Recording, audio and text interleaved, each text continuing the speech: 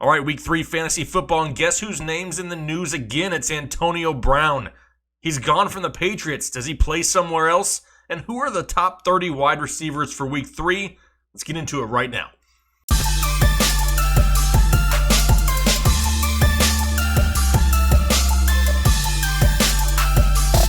What's going on, Headliner Nation? Jake, Fantasy Headliners. Hopefully you guys are all doing well out there. Welcome back to the Draft.com studios, where today we're talking about the top 30 wide receivers here for this weekend for week 3 fantasy football. Also, big shocker, Antonio Brown's name is in the news again. He's been released from the New England Patriots. Does he play football this year? I don't see how. I mean, I'm sure there's a team dumb enough out there to sign him and all his problems and baggage that he brings. However, on this short of notice, it wouldn't surprise me if he just doesn't play this season. I mean, I feel bad for the guy. Part of me is really starting to think there's a mental issue here. Either that or he's just gone full-blown stupid in just a matter of weeks. I'm kind of glad the drama is over, and I've had to redo the rankings multiple times now because of it. But here we go, a little late in the week. But let's get into the top 30 wide receivers here for this weekend of fantasy football. All right, number 1 is going to be DeAndre Hopkins, Houston Texans, and he's going up against the Los Angeles Chargers this week, a game in which we could see a lot of back-and-forth scoring through the air. Love DeAndre Hopkins here this week, going up against those Chargers, who are 15th against opposing wide receivers. Hopkins gets back on track this week. I have him as my wide receiver 1. Number 2 is going to be Julio Jones, Atlanta Falcons. A lot of people complain in the past that he doesn't score touchdowns. Well, Julio's scoring touchdowns this year, and this week he has the Indianapolis Colts, which is a difficult matchup on paper, the 3rd toughest defense against opposing wide receivers. However, it's Julio Jones, and he's playing at an elite level once again on a very pass-heavy team because the run hasn't been effective. I got Julio at number 2. Number 3 is Odell Beckham Jr., and I actually have him bumped up a few spots because of the Cleveland defense, if that makes any sense. It's kind of decimated right now. They may be without a couple of their starting defensive backs going up against the Los Angeles Rams, who can do what? Throw the ball very well to a trio of wide receivers. If the Rams can get an early lead, it'll force Baker and OBJ to throw all 4 quarters. Love the potential upside for Odell Beckham, who's seen double-digit targets the first 2 weeks there in Cleveland. Got him at wide receiver 3. Number 4 is going to be Keenan Allen, Los Angeles Chargers, going up against the Houston Texans here this week, and Keenan Allen's going to see ridiculous volume through 2 games already. He's seen 25 targets in 2 games, turn it into 16 receptions and just over 220 yards receiving. Now, he gets a defensive matchup against the Houston Texans, 17th against opposing wide receivers, so a middle-of-the-road defense, and we know that he's going to be heavily relied upon once again this week. One of the things that you really want to look for your starting wide receivers is that target volume. He's arguably one of the best in the league at getting looks. I love Keenan Allen, got him at wide receiver 4. Number 5, Davante Adams this week has a matchup going up against the Denver Broncos, a middle-of-the-pack pass defense, 19th against opposing wide receivers. Davante's kind of underperformed here as of late. However, through 2 games, still has 142 yards receiving on 11 receptions and 17 targets. They're going to have to get him more involved in this offense, and this is a great opportunity to do it at home against the Broncos. There is no true number 2 wide receiver in this offense to take away the bulk of the looks. MVS, Geronimo Allison, Jimmy Graham, a lot of these guys just playing second fiddle regardless. The touchdowns are going to come for Davante Adams. Right now, have him at wide receiver 5. Number 6 can be Amari Cooper, Dallas Cowboys, going up against the Miami Dolphins, who suck at all things NFL, so obviously I have him a few spots higher. Now, a few people want to go out there and say, hey, well, he's probably going to match up with Xavier Howard. I don't care who he's matched up with. Not only is the offense of the Dallas Cowboys playing really well, they're very balanced, obviously with their run game led by Zeke Elliott. Amari Cooper, even though there is no Michael Gallup on the opposite side to pull away some defensive coverage, Amari Cooper has a huge ceiling this week. Love him, got him at wide receiver 6. Number 7 is going to be Michael Thomas, New Orleans Saints, going up against the Seattle Seahawks this week, 14th against opposing wide receivers. And just because Teddy Bridgewater is under center does not mean that Michael Thomas loses all value. The ceiling, it may come down a little bit on Michael Thomas, but the targets are going to be there, the receptions are going to be there, and he's going to be their top red zone threat. Michael Thomas, still one of the top elite wide receivers in the NFL, despite having Teddy Bridgewater. Got him at wide receiver 7.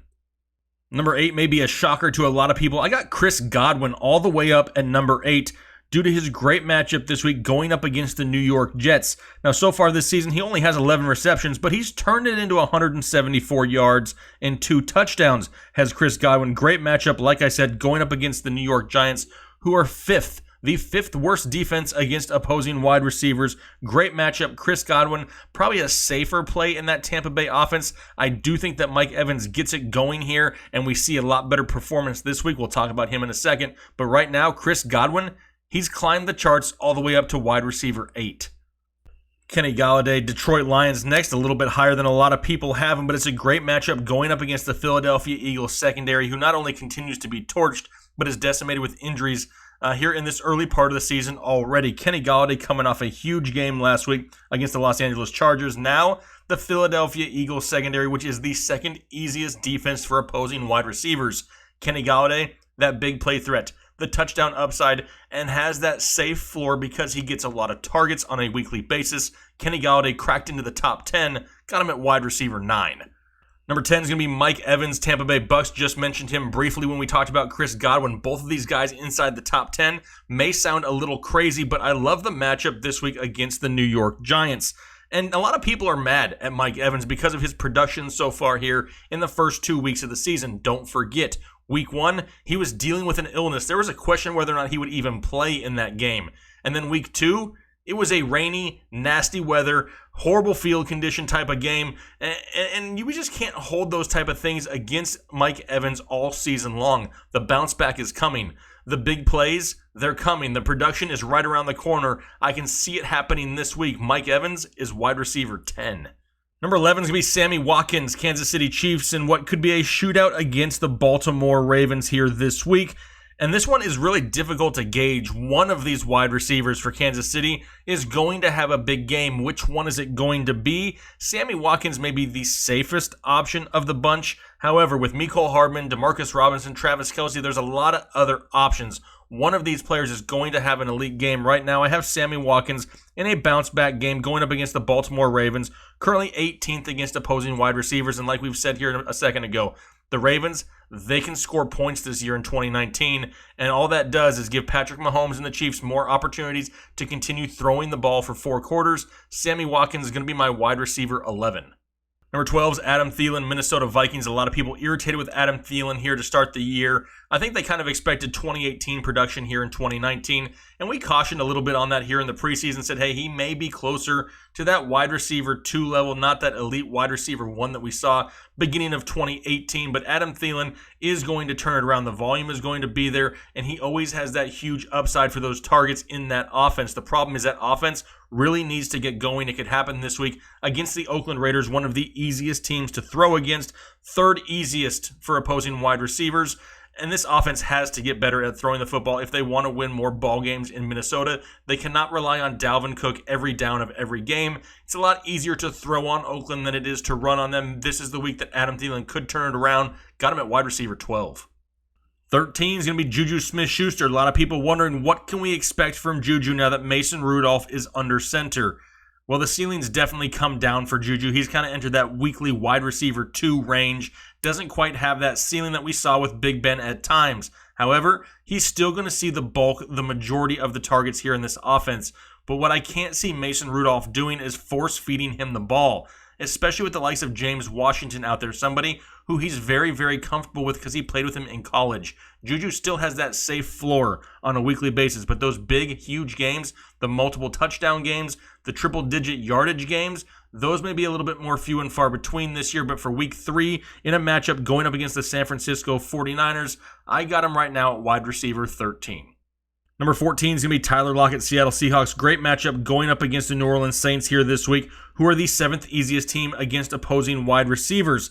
And Tyler Lockett isn't just a big play threat, kind of like he has been earlier in his career. And it kind of, showed itself last week. He turned in 10 receptions for 79 yards, real PPR value. Didn't even have a touchdown, but still in those PPR leagues turned in a very, very solid day. Tyler Lockett could be that type of receiver going forward. We may start seeing him more as a volume receiver who occasionally busts the big play, doesn't rely on the big play to get you a decent fantasy day. Going into week 3 is my wide receiver 14. Number 15, Julian Edelman, New England Patriots. He got bumped up a few spots with the departure of Antonio Brown. Edelman once again becomes the favorite target of Tom Brady, and some of those targets we saw early last week going towards AB, they go back to Julian Edelman and Josh Gordon this week. They both get a bump in value. Right now, Edelman, the safer play, going up against the New York Jets, the 11th easiest team to go against opposing wide receivers. He's a solid pick, especially in PPR formats. Julian Edelman, right there, that mid-wide receiver 2, got him at wide receiver 15. Number 16 is Cooper Kupp, Los Angeles Rams. We talked about it earlier. There's some injuries on the defensive side of the football for the Cleveland Browns, and Cooper Kupp is somebody who's already producing at a great level here to start the year. He has 19 targets through the first 2 weeks and 166 yards. Definitely somebody who is one of the favorite targets of Jared Goff. I expect a lot of passing this week out of the Los Angeles Rams with those injuries to the secondary of the Cleveland Browns. Cooper Kupp, his favorite red zone target, got him at wide receiver 16. Number 17 is going to be Larry Fitzgerald, old man reliable, and he has continued to move up these rankings every single week, and deservedly so. I think he was underrated to start the year because a lot of people didn't know what to expect from the Arizona offense. Well, what you can expect, a lot of passing. Larry Fitzgerald has 24 targets through the first 2 weeks of the season and back-to-back 100-yard games. Throw in the 1 touchdown there and a decent matchup this week going up against the Carolina Panthers, who are 22nd against opposing wide receivers. He's going to see the volume. Kyler Murray is going to look his way all game long, every week of the season. That PPR floor is super safe. Love Larry Fitzgerald. Got him at wide receiver 17. Number 18, Stefon Diggs, another wide receiver who's pissed off a lot of owners so far here in 2019. Through 2 games, only has 3 receptions and 1 touchdown. What's going on with the offense in Minnesota? We kind of touched on that with Adam Thielen. This could be the week that they turn it around against an Oakland Raiders secondary that can be had through the air. Like I mentioned earlier, it's a lot tougher to run against the Oakland Raiders than it is to pass. This could be the perfect opportunity for Minnesota to get things back on track. Stefon Diggs, wide receiver 18. Number 19, Brandon Cooks of the Los Angeles Rams, going back up against those Cleveland Browns we talked about a minute ago with Cooper Kupp. Brandon Cooks, more of the big play threat, only had 10 targets through the first 2 weeks of the season, however, does have over 100 yards and 1 touchdown so far. Cooper Kupp's going to see the volume, the bulk of the volume, and it makes him a little bit safer, but that big play ability, it goes towards Brandon Cooks. Right now, got him at wide receiver 19. Number 20 is going to be Calvin Ridley, Atlanta Falcons. He's dropped a couple spots just due to the partially difficult matchup going up against the Indianapolis Colts. But Calvin Ridley last week had a huge game, 10 targets, 8 receptions, 105 yards and a touchdown. Now has touchdowns in both games here so far this year. Love the passing offense of the Atlanta Falcons. A lot of defensive attention going towards Julio Jones. Calvin Ridley is torching single coverage this year and absolutely love him. He's almost a weekly must-start, a mid-wide receiver 2 and my wide receiver 20 here for week 3. Number 21 is going to be Josh Gordon, New England Patriots. More of the big play guy now for the New England Patriots. We talked about Julian Edelman here a few spots earlier, who's a lot safer, may see more volume. Last week, Josh Gordon didn't do a whole lot against Miami. However, they didn't need him to do a whole lot against Miami. They came out early and fed Antonio Brown. Well, now there's no Antonio Brown.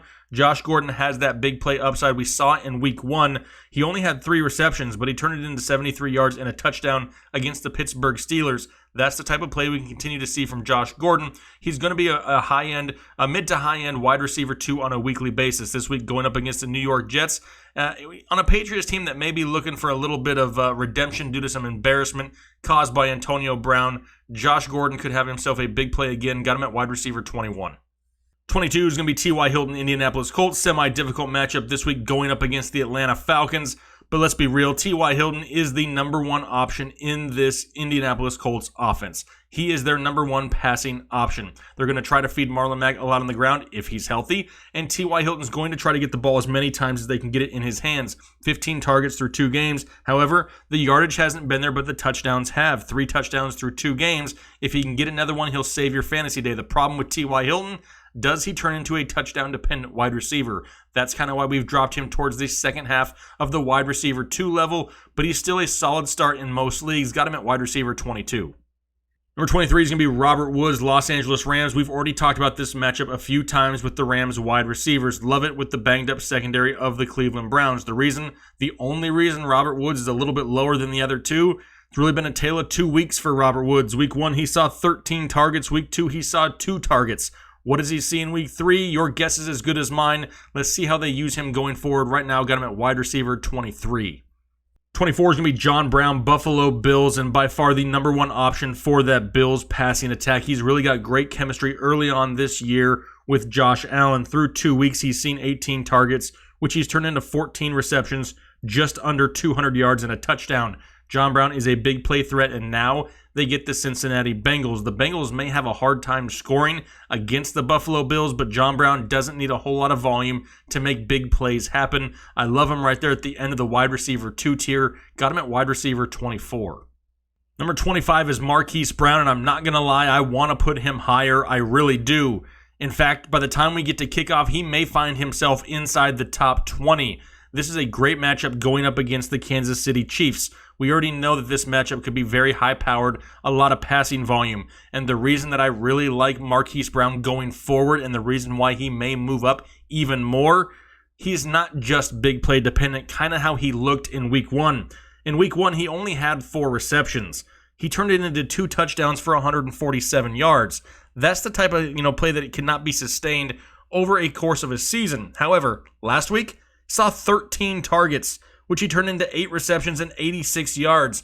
That gives him that safe PPR floor. If the target volume increases, he's not just big play dependent. I love him even more. Right now, have him at wide receiver 25, but like I said, don't be surprised if he's inside the top 20 by the time we get to Sunday. All right, what about the burner on the opposite side? On the other team of that matchup with Marquise Brown, you got Mecole Hardman right here at number 26 of the Kansas City Chiefs. Why did I bump him up higher over Demarcus Robinson? I like both of them, completely honest. However, we know that Damian Williams will be out of this game now. We know that Shady McCoy, he's banged up. Do we see some Darwin Thompson? Do they use Mecole Hardman over the top to stretch the defense? Can he break a big play? Love Mecole Hardman's speed. He's kind of like a diet version of Tyreek Hill. A little bit different type of receiver, but still game-breaking speed. Got him right there at 26 and would love to see him become more consistent in this offense.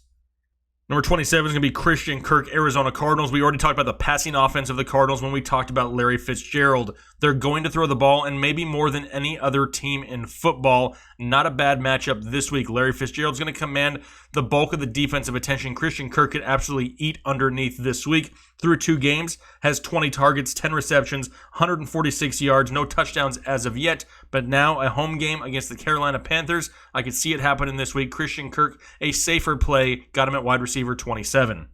Number 28 is going to be Emmanuel Sanders, Denver Broncos, and apparently he's drinking from the fountain of youth because he's looked great the first couple weeks of the season. Last week against the Chicago Bears, I wasn't on the Emmanuel Sanders bandwagon. However, he turned that into 13 targets, 11 receptions, 98 yards, and a touchdown. Now has touchdowns in both games this season. Going into Green Bay where they may be forced to continue to throw the ball a lot in Denver. Emmanuel Sanders is starting to re-enter that weekly wide receiver 2 tier, and is definitely somebody who is a safer play, a lot safer than we had expected entering the season. Right now, got him at wide receiver 28. Number 29 is going to be John Ross, and this is going to be a lot lower than a lot of other people, but I don't dislike him. There's just so many decent wide receiving matchups this week. It's really hard to put him any earlier for me. He's come out and absolutely killed it so far this year. 20 targets, 11 receptions, 270 yards receiving, and 3 touchdowns through 2 games. He's been huge. I get it. But now they go to Buffalo against a top 10 pass defense there, a top 10 run defense also for Buffalo. This is not going to be an easy matchup for the Cincinnati Bengals. I like John Ross a lot, and I definitely like what we're seeing out of him here early in the season. I just can't find any room to scoot him up any higher. Got him inside the top 30 at wide receiver 29. Number 30 is going to be James Washington, Pittsburgh Steelers, and now that we know that Mason Rudolph is under center, I expect James Washington to not only get a bump in volume, but a bump in production. Don't forget, these guys were college teammates, and they know each other's tendencies. James Washington is also now the number 2 wide receiver for the Pittsburgh Steelers, because apparently Dante Moncrief couldn't even catch a cold if he was standing butt naked in Antarctica. That's how bad things have been for Dante Moncrief. James Washington moves into that number 2 role with former college quarterback Mason Rudolph. I can see some big things coming for James Washington. Got him at wide receiver 30. All right, those are my top 30 wide receivers here for Week 3 fantasy football. Had to jumble up some names after Antonio Brown decided to go full stupid here end of the week. But this is a very interactive channel. We say that all the time. There's going to be some names on this list that you may disagree with, and that's okay. I'm here to supply some perspective to try to help make these decisions a little bit easier on game day for you fantasy football players. Now, if there's a name that you think deserves to be a little bit higher, put it down below in the comment section, but don't just put the name. Don't just say John Ross needs to be higher. Tell me where you think he fits in. Tell me who you think shouldn't be in his place. Let's try to come up with the best possible solutions for these top 30 rankings because the games are right around the corner. Hopefully you guys are having a great week. Enjoy your weekend. Really appreciate the support and have a great one. We'll talk to you later. Thanks.